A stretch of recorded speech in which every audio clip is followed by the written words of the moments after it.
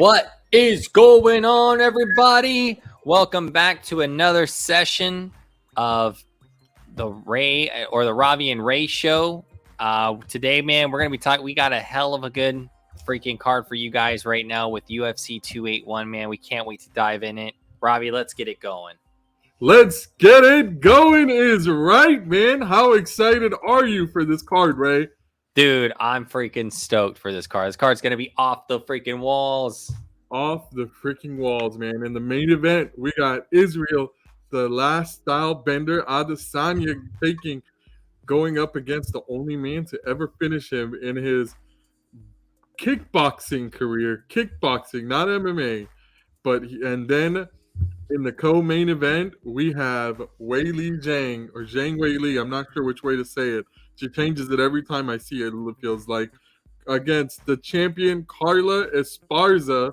And then right before that, leading up, we probably got the fight of the night. The odds keeps going back and forth, favoring Dustin Poirier, taking on Michael Chandler. And we have, that's just the breakdown of just the main three fights in here. Obviously, we have the legend himself, Frankie Edgar, and possibly his last MMA fight.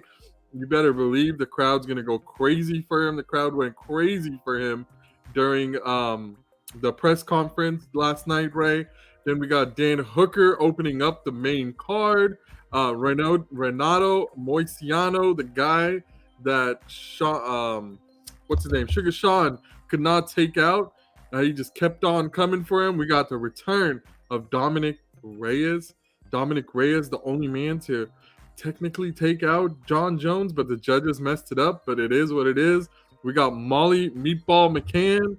We got Wellington Thurman. We got Andre Petrosky. We got such big bangers on this card, Ray, from top to bottom. Carlos Ulberg, it will be taking it out in the first fight of the prelims, and I'm just so excited for this fight, Ray.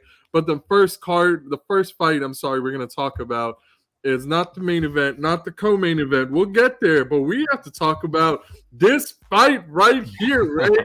I am so freaking juiced for this fight, man. I don't know how you're feeling, but I think this one is going to be the crowd-stealing fight of the night by far.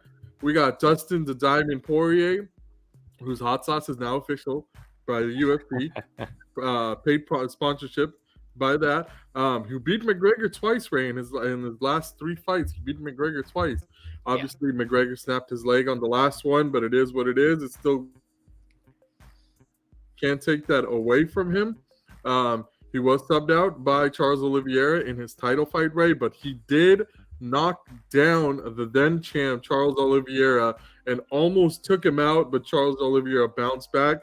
Dustin was this close to getting that belt back. And then we got probably one of my favorite fighters, Iron Michael Chandler. I love this guy, man. 4 UFC fights, knocked out Dan Hooker in his debut, knocked out Tony Ferguson with a kick that was heard around the world. Around the world. Tony's still trying to find his chin right now. It was absolutely insane. Then he goes and loses to Justin Gaethje in a really close fight, Ray. I think it could have gone either way. One of the best fights I've seen in a really long time. Major bloodbath. If I had to predict on this one, I'm going to just go with the heart on this one. I'm not going to go with my gut. I'm going with Iron Mike Chandler, Ray. I love this man.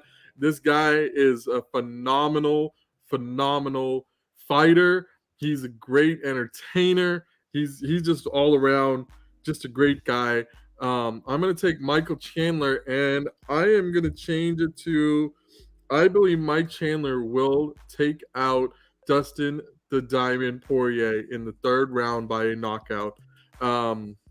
I think it's going to be a scrap match, and I'm going to say that it's going to be one of those calls where Dustin just doesn't get knocked out, lights out. It's just one of those that the beating over and over and over and over and over again in the first 3 rounds is just going to wear on Dustin, and the ref's going to have no choice but to stop it.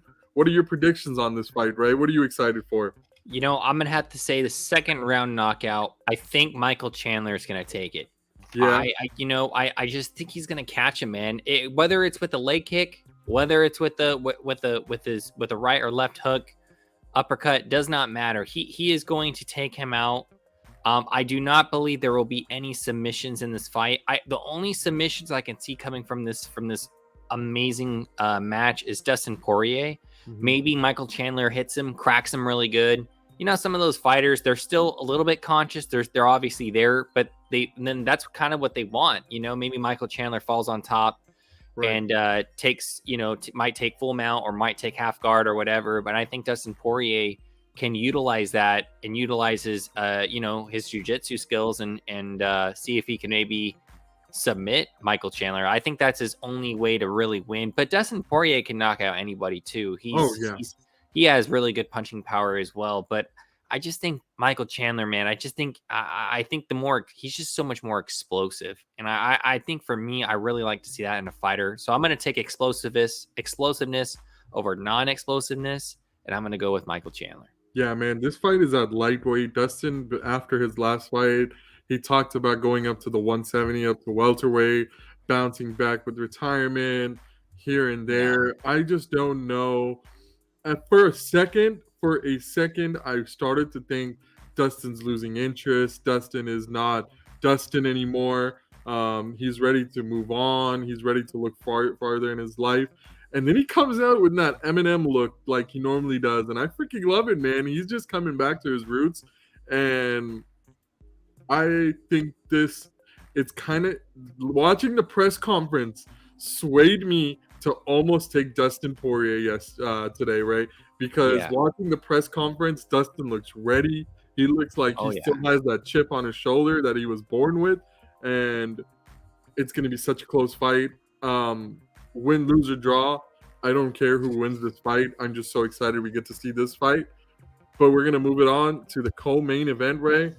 Carla, the Cookie Monster, Esparza against Zhang Weili.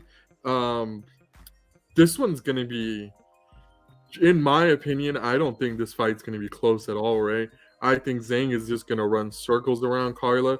We saw Carla in her last fight against Rose Namajunas, which was an absolute snooze fest. I could have taken a nap and it would have been more exciting. I could have watched the paint dry. It would have been more exciting. It was just a really, probably one of the worst fights I've ever watched since I've been a UFC fan. And she beat Yanan before the Rose fight to come up there. That was a better fight, but Zhang Weili, man. I know she lost to Rose twice. The last fight that she fought Rose in was a very close fight. You could have given it either way. The first time she fought Rose, she got caught. That was the first time Zhang has ever been finished in her career when Rose took her out. She beat Joanna and Jacek twice. She beat her the second time in her last fight with the spinning back fist that put Joanna into, unfortunately, going into retirement. I think Zhang is just an absolute killer. I'm going to say Zhang, third round, wears on Carla. It doesn't even make it to 4 and 5. I say third round, Zhang takes out Carla in a third round knockout. Ray, what are you thinking? You know, honestly, I think Zhang Weili, as much as everything that you're saying, I believe everything that you said is going to come true. But the only difference is I think Carla, I think she has a really good shot in this fight. I understand from a technical perspective, I think that Zhang Weili is more technically sound, obviously. But man, you know what, dude? I really like Esparza in this fight. I think she's gonna take a lot of beatings. I think she she might get her ass kicked in this fight. However, I think she's gonna catch Zhang Weili. I really do. I think she's gonna catch her, and I think Zhang's not gonna. I don't think she's gonna recover from it, and I think Esparza is gonna take it. Yeah, I think this is gonna be a second round TKO. In that strawweight division, Ray, do you see anyone else coming up for the belt after this fight besides Rose? It has to be Rose after. The winner has to fight Rose, right? Yeah, that's the money fight. That's the fight. I think the fans are on Rose's side. It is a shame that she got dominated by Carla Esparza. It is a shame because I really, really wanted Rose to kind of go I mean, she's a superstar, but I wanted her to be cemented in that legacy. I'm not saying she's not going to be a legend in the game, but it's kind of like how Ronda Rousey Ronda Rousey at one point was like she was the UFC at one point because Yep. she was before McGregor when McGregor was coming up. Then Mhm. McGregor was UFC. I really felt I still feel like Rose can be that person. Yeah. She's got to bounce back, and I think she should get whoever wins this fight. I really do. Man, honestly, I really hope Zhang wins this fight because I do not want to see Carla versus Rose again. To be honest with you, after that last fight, just because I don't even know who won that fight, and to be honest, Yeah. I really didn't even care who won that fight. I was just happy that that fight was over at the end. And I'm not taking anything away from Carla. I think I need to check myself a little bit. That Carla is a champion for a damn reason. She is a Yeah. champion because she is the best in that strawweight class right now. And until someone dethrones her, no one can take that away from her. I just really believe in Zhang's overall power. I mean, did you see the video of her picking up Francis Ngannou? She just Yeah. picked up Francis Ngannou like it was nothing. Like she was gonna give him a Yeah. piggyback right. Like that's just ridiculous. Like the strawweight doing that to Ngannou, the heavyweight. I'm just really excited to see her when she fights in heavyweight. But we're gonna move it on to the next fight, Ray, the main event of the evening. Israel, the last style bender, Adesanya against Pereira. Pereira is on a come up, man. The only person to beat Izzy twice, the only person to ever knock out Izzy, but it was not in MMA. It was in kickboxing, man. Kickboxing is a complete different animal. You said twice. He beat him twice. He beat him twice. The first time was a decision win. There was a really close fight. The second fight, I believe Adesanya was winning the second fight up until that hook that just Adesanya was seeing stars after that hit. Yeah. So we are in MMA now, but neither one of these guys fights on the ground. This fight is going to be 110% stand up, and Alex Pereira's trainer / coach is the great Glover Teixeira, which I am so happy that Glover is coaching now because he's really going to make Alex Pereira something. I think Alex Pereira will run this division for years to come, but he's going to have to wait. Because on the other side, we have the champion, Israel, the last style bender, Adesanya. Izzy's taking this fight personal, Ray. He came out on Ariel Helwani and he said, Ariel asked him, is this personal for you? Is this personal? You damn right this is personal, man. Oh, yeah. You are damn right this is personal. This happened, 7-8 years ago, whatever happened. But now the Reaper is coming for Izzy. In the name of Alex Pereira, Izzy has ran through that division. He's probably the best technical fighter. If you want to go technicality wise, he might be pound for pound, Ray. This fight gives me goosebumps, and I know we're going to be watching it together on Saturday. And I'm going to let you know right now that I'm going to be downing a lot of whiskey because I'm going to be so nervous for this fight. Because I am going in there to cheer for Israel Adesanya to win by a decision. I think this fight is going to go the distance. The only way it won't go the distance, I think, is Alex Pereira takes out Izzy. I think Izzy has just grown up so much in this MMA game. He is light years ahead of Alex Pereira in MMA. I think Izzy is a much better fighter now than he was before. Obviously, so is Alex. But I think Alex Pereira will run this division in his time, but not quite yet because there's still that man, Israel style bender Adesanya, that's going to take this dub for me, Ray. Who are you taking, man? Oh, dude, I got to go with Izzy. You got to go with Izzy, man. Yeah. I mean, I love Izzy. I mean, I think he's such a respectful UFC fighter, man. And, I know he could be a little cocky, but he always backs it up. He backs it up, and that's something. But then he also brings a lot of class too. So, but I got to ask you with this guy, Alex Pereira, man.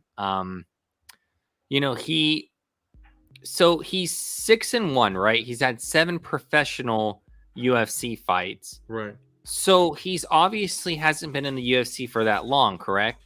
Correct. Yeah, just like So now my question to you is, I feel like it's a good question to ask you because I know you follow Izzy way more than I do. Does Alex Pereira deserve this shot? Does he? It's because he's so young. Like, I mean, I'm not talking age wise. I'm talking like he's only 7 fights in the UFC compared to Izzy, who has he's what 22. Is he? He's only lost 1 fight. Is he 22 and 1 or 23 and 1?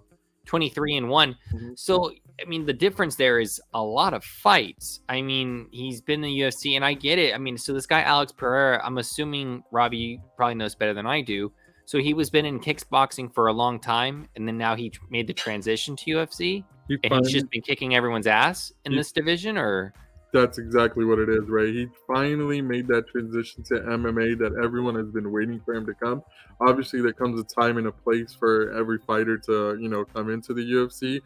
His debut was actually just last year, Ray.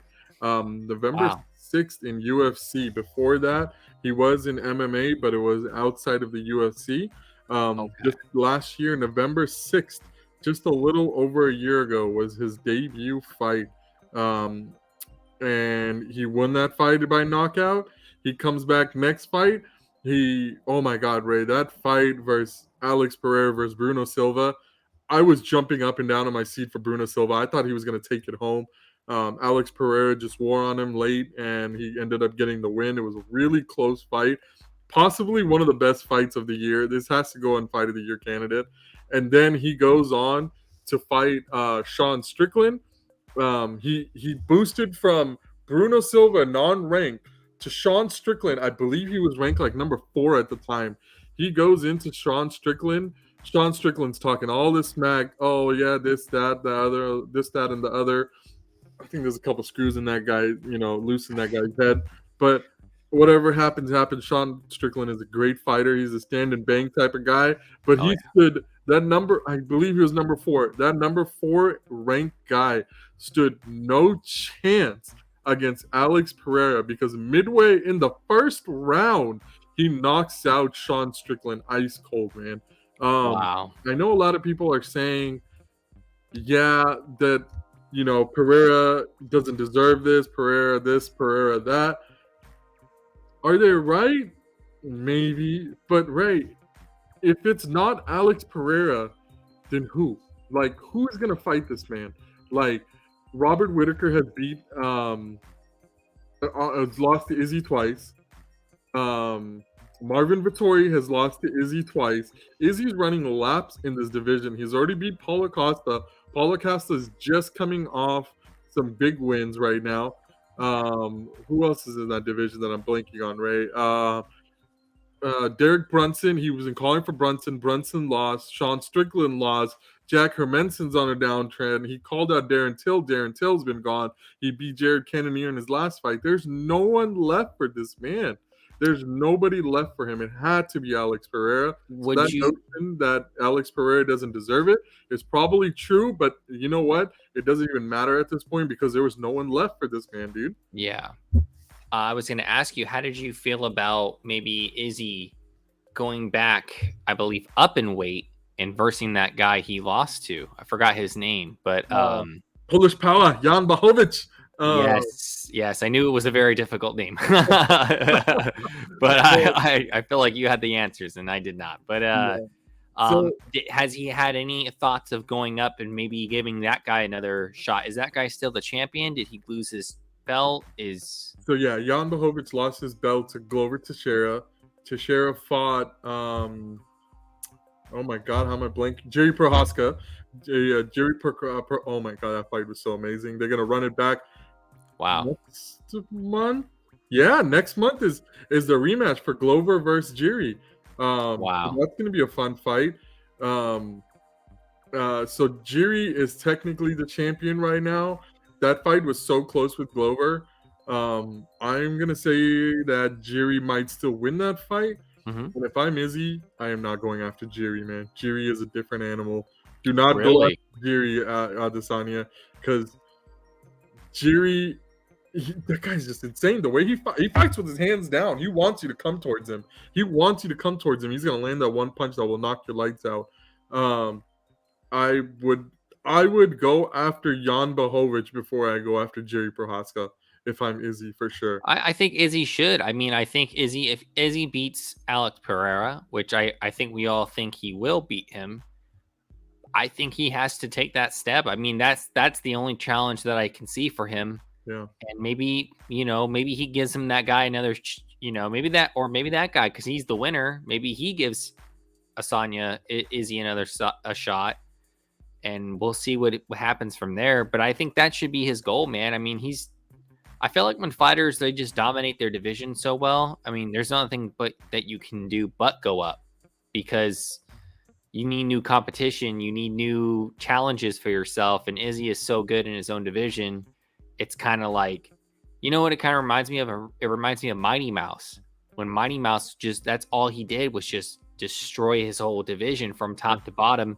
But then after a while, it kind of gets boring because there's nobody there to really challenge that person.